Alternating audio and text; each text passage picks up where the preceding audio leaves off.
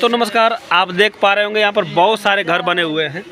ठीक है, आप देख रहे हैं बहुत ऐसे। ये घर देखिए यहाँ पर बहुत अच्छा से, इसका लुक भी अच्छा है और बहुत बढ़िया से बनाया गया कारीगरी। लेकिन आप जानते होंगे कि इन्हीं सब घरों में जो मिस्त्री होते हैं बहुत सारी गलतियाँ भी करते हैं। ठेकेदार होते हैं वो भी बहुत सारी गलती करते हैं। ठेकेदार तो भाई बहुत ज़्यादा एक कोशिश करते हैं कि उनका कॉस्ट बचे, पैसा बचे, कम कास्ट में काम अच्छा हो जाए। तो आइए हम इसमें छोटी छोटी गलतियों को पकड़ते हैं। ठीक है, जैसे ये देखिए जिस पर मैं ये खड़ा हूँ, ये ग्राउंड फ्लोर का छत लदा हुआ है। ठीक है, ये कंप्लीट है तो मैं इसके ऊपर हूँ। तो इस घर में हम इस एक गलती को पकड़ते हैं, कोई एक टॉपिक।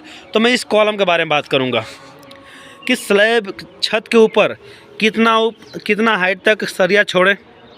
ठीक है, सरिया को ये जो देख रहे हैं, आप देख पा रहे हैं, यहाँ पर ध्यान से देखिए, ये यहाँ पर देखिए ये जंग लगता जा रहा है।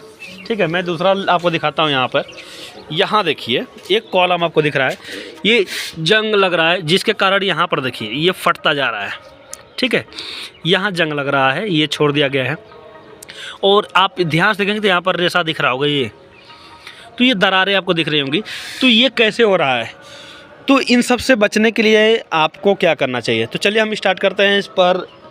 ठीक, तो पहली बात हम एक कॉलम को ये लेते हैं, ये कॉलम है। ठीक है, तो जो छत लग गया, तो छत लगने के बाद जो सरिया छोड़ा जाता है, कई लोग क्या करते हैं कि छत लगने के बाद 9 इंच या 1 फुट ऊपर तक ऐसे सरिया काट देंगे, इसके बाद छोड़ देंगे। लेकिन जब दूसरा फ्लोर बनाना होता है तब ऐसे में फिर वहाँ पर जो है सरिया को दूसरा सरिया जोड़ते हैं। तो सबसे पहली बात वो एक गलती होती है। देखिए किसी मिस्त्री ने बहुत अच्छा काम किया है कि इन्होंने यहाँ पर लगभग 3 फुट से ज़्यादा सरिया 3.5 फुट तक छोड़ा हुआ है। ये बहुत अच्छा उन्होंने काम किया हुआ है। ठीक है, वैसे तो इसे भी बहुत अच्छा नहीं कहा जा सकता, लेकिन फिर भी है, सामान्य कॉलम के अनुसार तुलना में ये तो सही है। तो हम बताते हैं कि ये कैसे सही है। कभी भी आप जब छत लग दे ना, छत से ऊपर कम से कम 3.5 फीट 4 फीट तक सरिया एक्स्ट्रा काट के छोड़ें। तो कई बार देखिए क्या होता है कि आज एक स्लैब लग गया, इसके बाद क्या होता है दूसरा फ्लोर बनाने में लोगों को 2 साल 3 साल 4 साल इवन 5 साल 10 साल भी लग जाते हैं। तो ऐसे में जो ऊपर सरिया छूटी ही रहती है उसमें जंग लगने का चांस होता है। तो देखिए किसी मिस्त्री ने बहुत अच्छा काम किया है कि सब में कॉस्टिंग करा दिया है। अब इससे क्या होगा कि जो ये सरिया है, ये सरिया पूरी तरह से सुरक्षित है। लेकिन थोड़ी सी गलती यहाँ पर ये हुई है कि इस सरिया को जो देखिए यहाँ पर जंग लगा हुआ है, यहाँ पे तो इस सरिया को कच्चे मसाले से ढक सकते थे। ठीक है, दूसरी बात सीमेंट स्लरी इस पर गिरा सकते थे। तीसरा पेंट इस पर लगा सकते थे, टेम्परेरी पेंट। इससे क्या होगा कि जो ये इस पर लगने वाला जंग है, जो लग रहा है, ये जैसे आप देख पा रहे होंगे यहाँ पर इसमें जो जंग लगा है तो ये देखिए फट रहा है।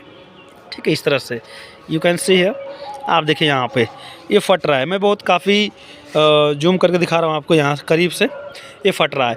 तो ये चीज़ें ये अंदर तक ऐसे बढ़ जाती है, जैसे जंग जो है इसमें अंदर जाएगा तो बढ़ जाती है। तो ऐसे इससे बचने के लिए आप क्या करेंगे, इस पर पेंट लगा सकते हैं, सीमेंट का स्लरी उसी टाइम लगा दीजिए, या फिर कच्चा मसाला बनाकर इसे ब्रिक रख के इसको ढक दीजिए। ठीक है, जब आपको बनाना होगा, जब स्टार्ट करना होगा दूसरा फ्लोर का, तो इसमें क्या करेंगे कि आप इसको खोल के पुनः हम इस पर निर्माण कर सकते हैं।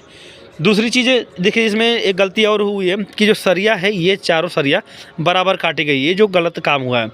ये अल्टरनेट होना चाहिए था। देखिए ये सरिया हो गई और ये सरिया है, ये कम से कम इसकी तुलना में ऊंचा होना चाहिए। लगभग 1 फीट 1.5 फीट का अंतर हो तो ज़्यादा बेस्ट है। ठीक है, ताकि जब लैपिंग आए, ठीक है, तो ये एक जगह न आए। ठीक, पहला चीज़ ये बहुत अच्छा रहा। आपको ऐसा करना चाहिए, लेकिन जैसे ये बराबर काटा ऐसा नहीं काटना चाहिए। ठीक है, अल्टरनेट काट देना चाहिए। दूसरी बात मैं ये कह रहा था कि ग्राउंड से, यानी कि इससे यहाँ से स्लैब से ये 3 फीट हाइट 3.5 फीट हाइट क्यों है? क्योंकि जब हम ग्राउंड यहाँ से, ठीक है, यहाँ से अगर हम 1 फुट 1.5 फुट पर जोड़ते हैं तो यहाँ पर क्या होता है, बेंडिंग मोमेंट ज़्यादा होता है। ठीक है, छत के ऊपर या प्लिंथ बीम के ऊपर 1 फुट 2 फुट 2.5 फुट तक, या फिर छत से नीचे स्लैब से नीचे 1 फुट 1.5 फुट 2 फुट नीचे तक बेंडिंग मूवमेंट ज़्यादा होता है। वहाँ पर भूकंप में फेलियर होने का ज़्यादा चांस होते हैं। इसलिए हम बीच में देंगे जोन बी में। ठीक है, यहाँ पर ये वाला एरिया जोन ए होता है, और छत के जैसे मैं अभी दिखा नहीं पाऊँगा, लेकिन छत के जो वहाँ पर देखिए एक छत है वहाँ पर, तो वहाँ से जो नीचे ना स्लैब से नीचे 1.5 फुट 2 फुट तक वो भी जोन ए होता है। बाकी बीच में जोन भी वो तो फिलहाल साइज़ के अनुसार है, मैं ऐसे बस रैंडमली बता रहा हूँ। तो यहाँ पर लैपिंग नहीं होनी चाहिए, लैपिंग अक्सर कॉलम के बीच में होनी चाहिए। तो जैसे यहाँ पर उन्होंने जो मिस्त्री ने दिया है वो लगभग ठीक दिया है कुछ हद तक, ठीक। तो ये आपको ध्यान देना है इसकी सुरक्षा के लिए कि इस तरह से, ये देखिए न ढकने के कारण ये देखिए यहाँ पर फट रहा है, दरारें आपको दिख रही होंगी, बहुत ध्यान से देखेंगे आप लोग। यहाँ देखिए, ये देखिए इसमें जंग लग रहा है, तो ये जंग जो लग रहा है ना, ये इस तरह अंदर तक चला जाता है और ये पूरा कॉलम बर्बाद हो जाता है, ठीक है। एक चीज़ और है, मैं आपको दिखाता हूँ। मिस्त्री ने एक गलती और की है। यहाँ पर देखिए ये 2 कॉलम बने हुए हैं, एक कॉलम पहले बना था, ये बाद में कास्ट किया गया है। तो इसमें जैसे वही कॉलम रहे होंगे तो उन्होंने बाद में जोड़ दिया है। तो देखिए यहाँ पर प्रॉपर जो है आपको दिख रहा होगा यहाँ पर हनी कम्ब, ठीक है। तो मिस्त्री लोगों को इस बात का ध्यान देना चाहिए, इससे क्या होता है एयर अंदर जाता है तो सरिया को नुकसान करता है। तो यहाँ पर मैं आइए आपको दिखाता हूँ। जैसे मैंने बोला ना कि कच्चा मसाला लगा देना चाहिए, देखिए यहाँ पर मिस्त्री ने बहुत अच्छा काम किया है, क्योंकि सरिया तो यहाँ भी अल्टरनेट उन्होंने नहीं काटा हुआ है, बराबर लगभग है, लेकिन उन्होंने इसको ढक दिया है, ठीक है। थोड़ा इसको भी ढक देते हैं, सीमेंट लगा देते तो अच्छा हो जाता, बट उन्होंने कोशिश अच्छा किया है। जैसे इसमें भी देख सकते हैं आप लोग, यहाँ पर देखें, ठीक है। अब देखिए यहाँ पर एक सरिया ढक गई अंदर तक है, नहीं दिख रही है। तो ऐसे होना चाहिए, जब हम दूसरा निर्माण करेंगे सरिया तो इसको तोड़ देंगे, ठीक है, क्योंकि अगर कच्चा रहेगा तो हम इसको तोड़ के सरिया को बाहर लेकर फिर इसमें जोड़ सकते हैं, ठीक है। आप अन्य भी कॉलम को भी देख सकते हैं, तो कुछ हद तक तो ठीक किया गया है। यहाँ देखिए, ठीक है, इसमें आप देख पा रहे होंगे इन्होंने इसमें अच्छा काम किया उन्होंने। देखिए ये भी ये कॉलम है ना, इस कॉलम को देखिए, यहाँ तक तो पक्का मसाला से इसको बनाया गया है। M20 ग्रेड का होना चाहिए मेरे ख्याल से, M20 ग्रेड का ही ये मसाला है लगभग। लेकिन ये जो है ये कच्चा मसाला है, इसको आप रिमूव कर सकते हैं। जब रिमूव करेंगे तो ये चीज़, ये सरिया बाहर आ जाएंगी, तो इससे फिर आप इसमें रिबार करके आप आगे जा सकते हैं लैपिंग देकर। लेकिन देखिए एक चीज़ और है, ये ओपन होने के कारण इसमें जंग लगा, और ये जंग जो अंदर तक घुस रहा है, देख रहे हैं ना, ये फट रहा है। तो इसी सब चीज़ से बचा जा सकता है। मैं इसी की बात कर रहा हूँ कि कभी भी सरिया को ओपन ना, खुला ना छोड़ें, ठीक है। इस तरह से वो नुकसान पहुंचाता है। और सरिया ऊपर बराबर ना काटें, अल्टरनेट काटें, ठीक है।